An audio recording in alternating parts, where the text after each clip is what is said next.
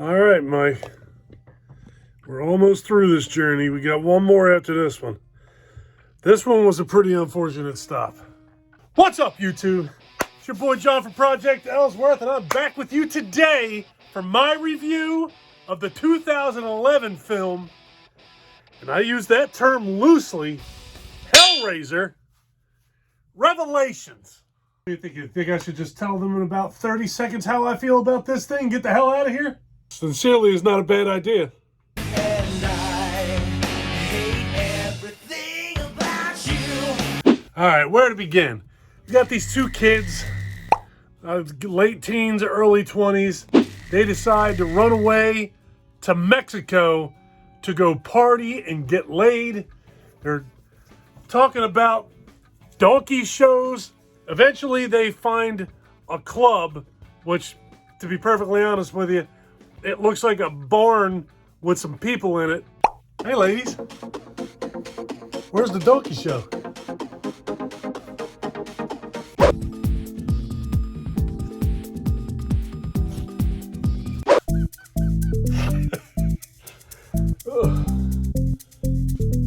They're in this club. They come across this one girl who turns out to be a hooker, of course. So the one kid starts to fall for the hooker. Then the kid goes into the bathroom and finds the other kid in the bathroom stall banging the hooker. All the while, we keep getting flashbacks or flash-ins or flash-forwards of the one kid that you don't like. He's the one that was banging the hooker. Neither one of these kids are the most likable in the world, but you like one less than the other. You find it, well, at least I did. You see the one kid who you like, the one more unlikable kid, he's having these flashbacks or flash-ins or whatever, these flashes of him sitting on a floor with no shirt on, arguing with the other kid, playing with the lament box. There's no explanation that I recall of exactly where the lament box came from. Wait a minute. Now that I think of it, yeah, I think you find out he got the lament box from like a hobo guy. Very much like the original Hellraiser movie. This movie has like a hobo dude. Filthy, dirt all over his face, which in total reality, that really doesn't happen too often. I've seen a lot of homeless guys. I live in New Jersey. I live near the Atlantic City. You see homeless guys. I live near Philadelphia. I've never seen a homeless guy completely covered in dirt like you do in these Hellraiser movies. So he's messing around with this box. He opens the box, and in films past, you kind of get some sort of a build-up or something. Anything when they mess with this box, when Pinhead shows up, not this film. This film, he messes with the box, it raises, it turns, and you see the camera, shaky camera work. The camera pans over, and there's a bunch of blue light, and Pinhead's just standing there. They start arguing back and forth. The more unlikable kid and Pinhead start arguing back and forth. Who are you? I don't want you here. Go to hell. Get the hell out of here. He's telling the kid, you called me. We showed up. It's stupid and a waste of brain space trying to watch this conversation. Then it flashes back over the less likable, the less hated kid passed out on the floor. He woke up. The more hated kid killed the hooker. She's laying in the stall. It's the biggest stall I've ever seen. It's bigger than a handicapped stall. She's in the bathroom. She's in the stall, dead, just blood everywhere. But the less likable kid don't remember what he... Look, I'm done talking about this. This movie sucked. This movie's stupid. There's nothing redeeming about this movie. I know Doug Bradley. Yeah, look, I just got done watching all of these Hellraiser movies, and there's a bunch of them that are just really not worth writing home about. Some more than others. Couple great ones. A bunch of not so great ones. And Doug Bradley was in all of those movies. He read the script of this movie and said, I ain't doing that.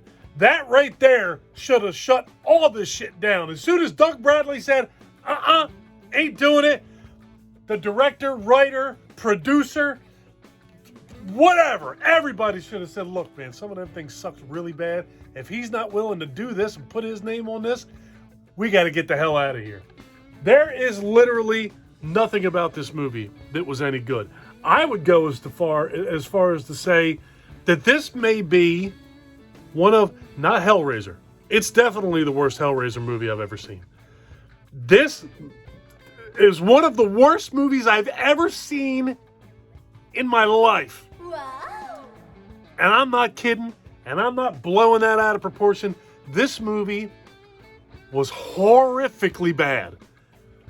The Pinhead in this movie, the guy that they have playing Pinhead Pinhead in this movie looks ridiculous. He looks like a mockery of Doug Bradley's character.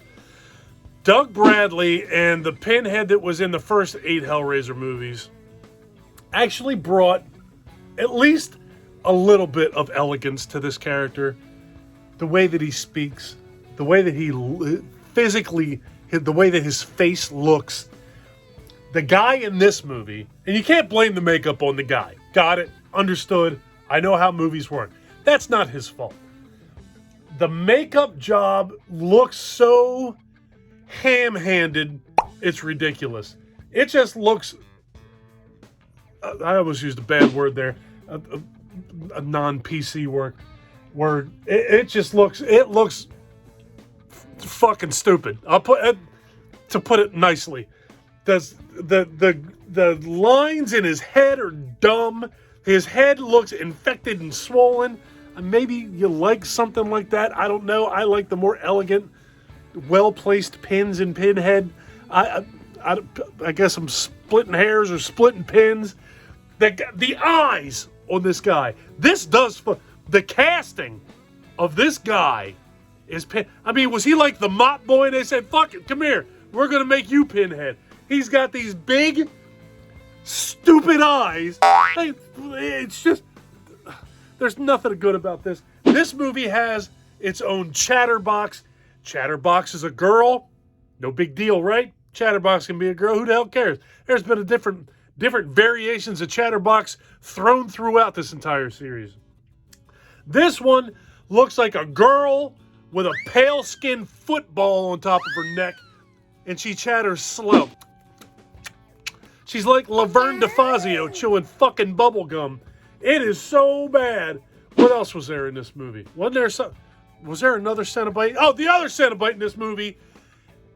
Look, this guy, he's got like a stupid shit-eating grin. He reminds me of, there's an actor out there, can't think of who the hell he is. Probably doesn't matter at all. It's just bad. Take my word for it. You see this guy getting a couple of the squares on his head. You know how there's lines in Pinhead, like an outline, like a grid on his head that the nails stick in? You see this guy get one, and Pinhead starts talking to him about his squares being complete. And another thing about Pinhead talks about this thing is having to pay a price. Just the conversations that Pinhead has had in the first 8 Hellraiser movies, it's got like a mystique to it. Even in the movies that suck, Pinhead was all right. Except for that one when he was in that pillar. Was that Hellraiser 3 or 4?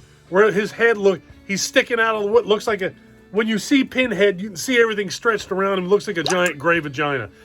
Whatever. In this movie, I'm stammering over my own words. This video is going to be bad because the movie I'm reviewing was bad. It was bad. It was real bad. I would suggest nobody watch this movie. I feel bad that I watched this movie. I've heard that Hellraiser Judgment was actually a good movie. So after I heard that, because I literally heard nothing about this movie. Nothing at all had I heard about this movie. I made the very regrettable mistake of watching the trailer for this movie the night before I watched it, and it literally messed me all up all day at work that I knew the next day I got to go home and watch this movie. I got to review this movie. I have done 8. I can't stop now. I should have just done like a ranking video of the Doug Bradley Hellraiser. I don't even look. You know what? I'm pretty sure it's a different guy playing Pinhead in part 10, and I have not seen a trailer. I've seen nothing from Hellraiser Judgment, and I'm not going to until I sit down and watch that movie. And sight unseen, trailer unseen, I guarantee that that movie is far better than this piece of shit. I don't know. Do you got anything to say? This is... I don't even... I got to get out of here.